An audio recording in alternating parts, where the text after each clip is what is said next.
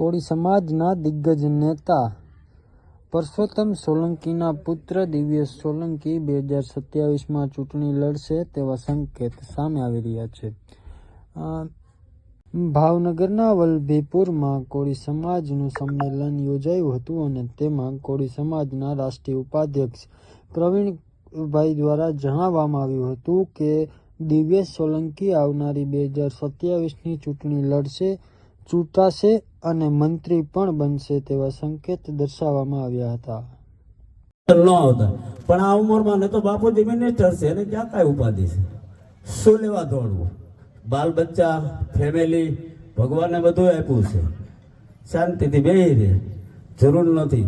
પણ એમને કંઈક ઈચ્છા છે કે મારા બાપુનો વારસો હું સાચવી રાખું અને આગળ વધું. જે ઉંમરમાં કરે છે મારી નજરોમાં, કદાચ મારા વિચારોથી કોઈ ન પણ સહમત હોય, પણ હું જે કહું છું કે એની ઉંમર જે ફરવાની છે એ ઉંમરમાં એ સમાજનું કામ કરે છે, દોડે છે, જાય છે, મહેનત કરે છે તો અધિકાર છે. એમાં ક્યાં મોટી વાત છે?